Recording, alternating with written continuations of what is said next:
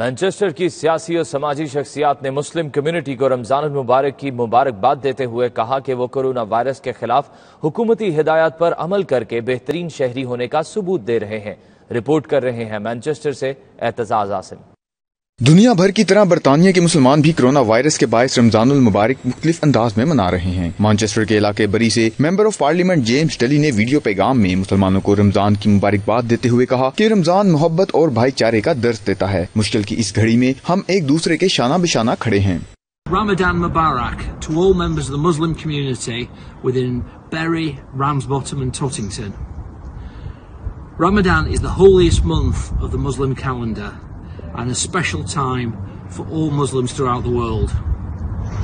I wish you peace and happiness through this difficult period, but I am your Member of Parliament, so if you need any help, any assistance at all, please contact a member of my team or myself, and we are there for you.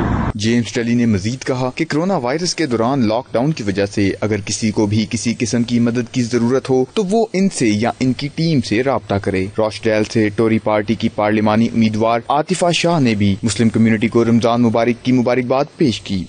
میری طرف سے آپ سب کو رمضان مبارک۔ اس سال رمضان ویسا نہیں ہوگا، بہت مختلف ہوگا۔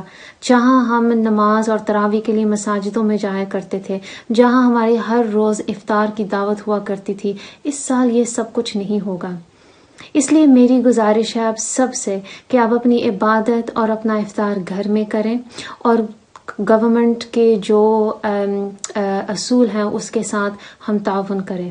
میری طرف سے تمام امت مسلمہ اور خاص طور پر برطانیہ میں بسنے والے مسلمانوں کو رمضان مبارک۔ رمضان ایک ایسا اسلامی مہینہ ہے جو ہمیں صبر و شکر اور امن کا درس دیتا ہے۔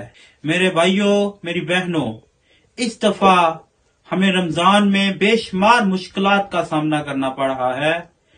میری طرف سے آپ کو ایک التجا ہے کہ برائے مہربانی گورنمنٹ کی جانب سے کیے کہ لاک ڈاؤن کو مدد رکھتے ہوئے ہمیں زیادہ سے زیادہ اپنے گھروں میں رہ کر عبادت کرنی چاہیے۔